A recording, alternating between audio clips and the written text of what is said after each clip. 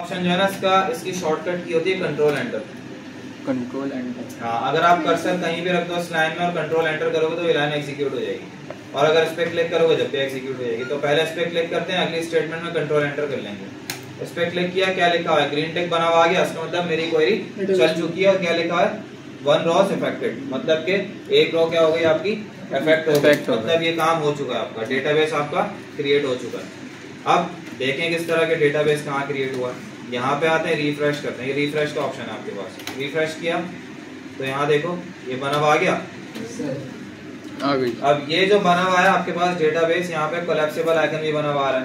अब ये कोलैप्स हुआ हुआ है, इस पे क्लिक करूंगा एक्सपैंड हो जाएगा। अच्छा, एक्सपैंड होने के बाद आपको यहाँ पे कुछ ऑप्शन मिल रहे हैं, टेबल्स का, व्यूज का, स्टोर प्रोसीजर मिल रहे हैं, फंक्शंस मिल रहे हैं। ये तमाम चीजें डेटाबेस के अंदर इंक्लूड होती हैं, ये हम सारी चीजें यूज कर सकते हैं। लेकिन अभी हमें सिंपल काम करना है टेबल्स के साथ। तो टेबल के अंदर अभी कोई भी टेबल मैंने नहीं बनाया, तो इस वजह से टेबल के अंदर कुछ भी वो आपको शो नहीं कर रहा। ठीक है, तो अब टेबल बनाते हैं जरा। टेबल बनाने के लिए वापस आएंगे, एंटर करेंगे, और एंटर करने के बाद यहाँ पे आप लिखोगे क्रिएट टेबल। ठीक है, और टेबल का नाम, फॉर एग्जांपल टेबल का नाम मैंने रख दिया स्टूडेंट डेटा, चलो एसटीडी डेटा कर देते हैं। ठीक है, उसके बाद यहाँ पे लगाएंगे राउंड ब्रैकेट्स, और यहाँ पे लगा दिया हमने क्या, सेमीकोलन।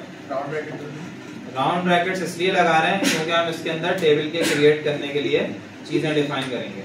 अब टेबल क्रिएट करने के लिए फॉर एग्जांपल स्टूडेंट की ID, name, email, password, gender जो रखना है आपने, तो स्टूडेंट की आईडी। अब स्टूडेंट की आईडी हमने रखी फॉर एग्जांपल यहाँ पे आईडी कर दिया, और आईडी नाम लिख के उसका, या एस आई डी कर देते हैं उसको, एस आई डी। और उसके साथ साथ उसकी क्या चीज बतानी है, डेटा टाइप। तो मैं यहाँ पे पहले लिख देता हूँ कमेंट्स में कि आपको क्या बताना है। आपको यहाँ पे पहले बताना है कॉलम नेम,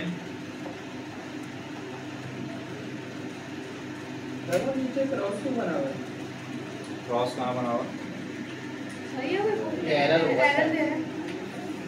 जाओ ना, अब नहीं देगा, हट जाएगा अभी।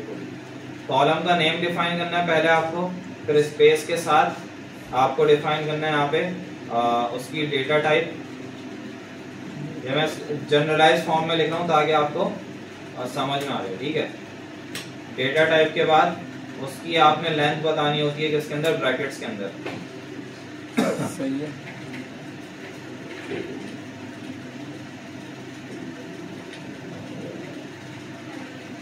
कैरेक्टर लेंथ बतानी होती है।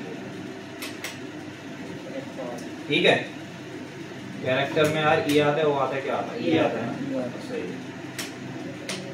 ठीक है, ये चीजें बतानी होती हैं। अभी ये इसलिए नहीं जा रहा एरर क्योंकि मैंने यहाँ पे कोई भी कॉलम का नाम, डेटा टाइप कुछ डिफाइन नहीं किया। अब मैं डिफाइन करने स्टार्ट हो जाऊंगा तो ये खुद चला जाएगा। ये आपने बतानी होती है इसके अंदर। ठीक है, ये मैंने कॉलम इसमें लिख दिया कमेंट्स में, तो ये हमेशा याद रखना। अब यहाँ पे आगे कॉलम का नाम रखते हैं SID, इसकी डेटा टाइप मैं रखता हूँ इंट, क्योंकि इंटीजर होगा। ठीक है, तो इस वजह से मैंने रख दिया इंट। इंटीजर रखने के बाद इसकी कैरेक्टर लेंथ कितनी एक्सेप्टेबल है वो रख देते हैं। तो मैंने कहा कि इसके अंदर सिर्फ और सिर्फ 10 कैरेक्टर्स आ सकते हैं, इससे ज्यादा डिजिट्स, कैरेक्टर नहीं डिजिट्स, 10 डिजिट्स आ सकते हैं बस।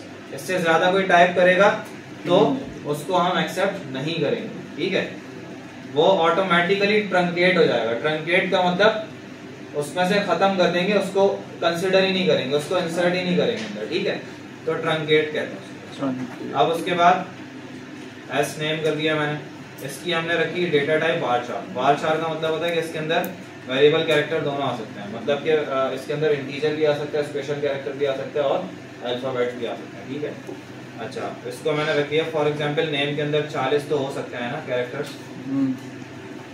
इसके बाद मैंने रख दिया नेम ईमेल, एस ईमेल कर दिया इसको भी वारचार रख दिया क्योंकि इसके अंदर भी स्पेशल कैरेक्टर आ सकते हैं।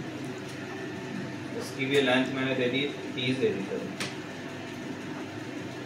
और इसके अलावा नंबर नजर आ रहा है ना इतना छोटा, सही। और एस जेंडर कर देना, कंट्रोल प्लस कर देना।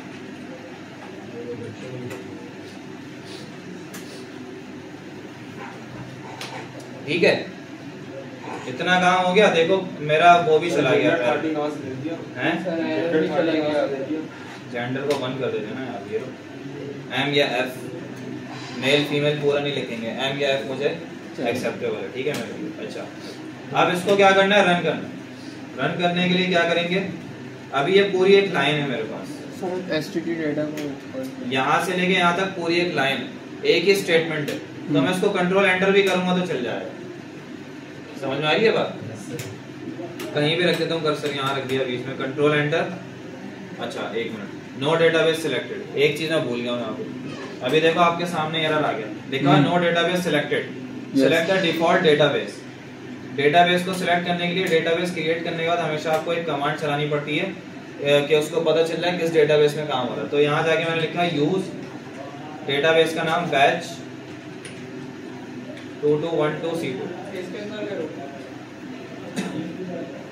इसके अंदर टेबल क्रिएट, हाँ हम उसको बताएंगे। अब देखना जैसे ही कंट्रोल एंटर करूंगा ना, ये लिखा है आपका डेटाबेस का नाम साइड में, ये आपका हाईलाइट हो जाएगा, बोल्ड हो जाएगा। कंट्रोल एंटर, देखो बोल्ड हो गया।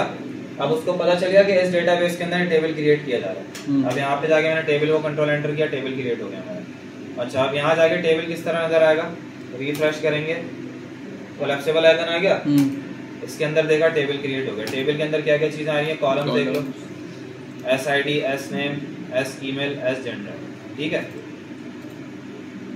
इसको क्लिक करोगे यहाँ पे आपको शो हो जाएंगी सारी चीजें टेबल पे। सॉरी जैसे आपने क्रिएट डेटाबेस लिखा है, अगर हम यहाँ पे कुछ और लिखेंगे तो वो सेकंड पे जो हमने पहले लिखा है वो मेंशन करना पड़ेगा। मतलब जैसे आपने यहाँ लिखा है कि हाँ ये वाला, हाँ देखो अगर डेटाबेस आपने अभी क्रिएट कर लिया ना, for example in future next class में आके आपको इसी डेटाबेस के अंदर काम करना है, तो आपने यूज की कमांड पहले चलानी है हमेशा, ठीक है, ताकि